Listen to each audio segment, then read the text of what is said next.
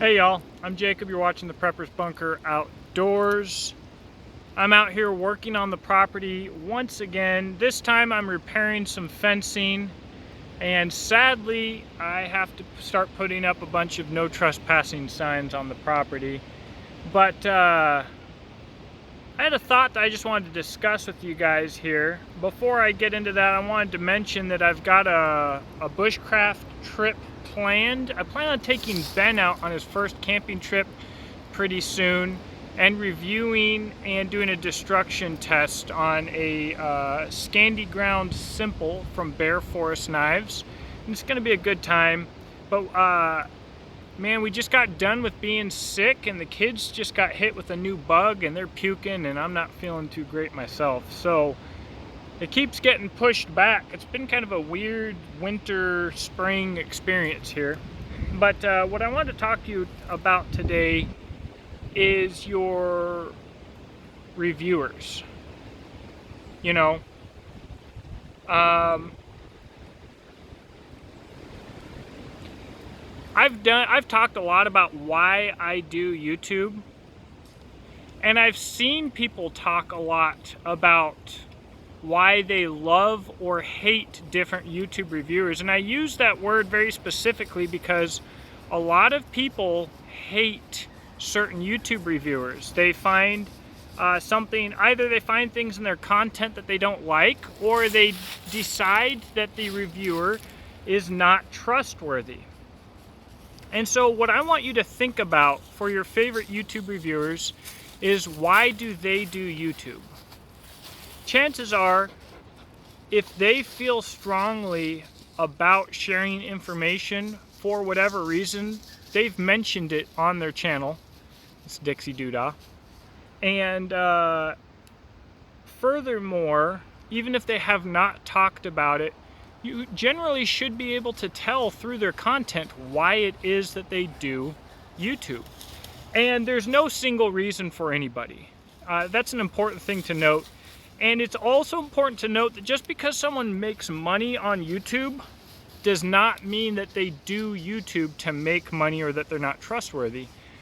The chances are, if you're watching this, you don't have a YouTube channel that's active.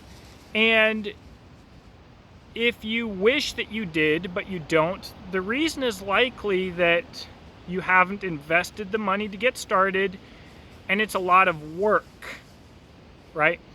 And so unless you are independently wealthy, we cannot afford to dedicate hundreds and hundreds and hundreds of hours constantly to making videos for people. The average person just can't do that. We got lives, right? So making money is not in and of itself a problem. But, you know, what do they review and how do they review it?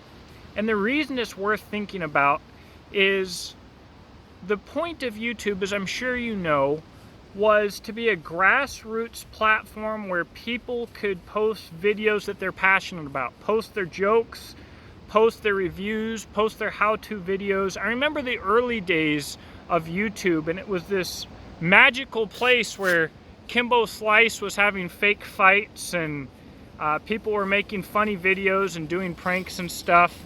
And videos and channels grew purely organically without extreme influence from algorithms that are meant to push this, that, or the other that YouTube wants. And there were a lot of people who made YouTube channels during that time because that was their passion. A lot of them are still around today because they found a way to make it work. Most of them are not. But today, that's not so much the climate or the culture that surrounds YouTube. People see it as a way to get money, to get power, to get influence, to make themselves feel better about who they are, you know, their ego, this and that and the other. And these are things that should be important to the viewer because they affect the quality or the trust, the dependability, you know, the honesty of their videos. Are their videos even worth anything? Or are you literally watching an infomercial that is designed to look like a Grassroots video. That is a lot of what we are seeing, guys. A lot of what we are seeing is literally infomercials. We have people who's, what a clever trick for businesses and industries to figure out how to make people want to watch infomercials on their free time instead of just playing them from midnight to 6 in the morning. It's genius. The return on investment is insane. You can pay a YouTuber and prop a YouTuber up. You can pay for him to get hundreds of thousands of subscribers and tons of views. You can pay him and make him wealthy, and still it will cost companies far less than traditional advertisement. The allure to YouTube, and money changes things, guys, the allure to YouTube is the return on investment for business. So the other thing is, as I talk about Psyops and stuff like that all the time, Psyops used to be this thing that took a lot of skill and work. We were dropping leaflets with poignant deception into enemy areas to convince them of what we wanted them to believe. We were infiltrating politics. We were propping up politicians. We were doing all of this stuff. It was very intricate. It was a lot of work. Now through YouTube and through online media and stuff like that, these same powers, the powers that can afford to do all of this stuff, the governments, etc., they get the same return on investment. They prop somebody up, they get their message out. It's basically effortless. Some guy can say that he's got secret inside information. He can share things that are 95% right because he's on the inside. Change the 5% that the government cares about that actually matters, post it on 4chan, and change the country and change the world. So the reason that business and government go hand in hand when it comes to getting a message across is because Psyops is marketing. So if it makes sense for private business to market in a field with an amazing return on investment, it equally makes sense for the government to do the same. So again, where you are getting your information is important.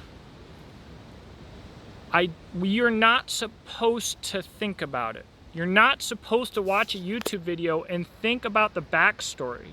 You're not supposed to watch a movie, watch the news, or watch a YouTube video and realize that you are watching some retard holding a cell phone in the middle of the woods by himself, talking to nobody, like a weirdo. You're not supposed to think about that. It's supposed to be organic and grassroots. That's what gives it power. But that's also the truth. A guy can have a CIA partner, work full-time as a supervisor at a chicken meat processing plant, come home and film a YouTube video in his closet, and everybody thinks that they are seeing some real serious dude. It's by design. It's important where you get your information, and it's important to have discernment, especially because, once again, YouTube is specifically designed to feel grassroots. And if you feel like you're watching a grassroots video of a true enthusiast sharing things that he cares about, or she, you are less likely to ask questions because it feels organic and authentic. That's all I've got for you today. I'm really looking forward to doing some adventures, and I'm also really looking forward to not getting up in the middle of the night dealing with vomit and diarrhea. So those two things will be tied to each other. Let me know what you think in the comments section below. Check out the description box. You can see how you can support this channel, and I hope that you have a blessed day.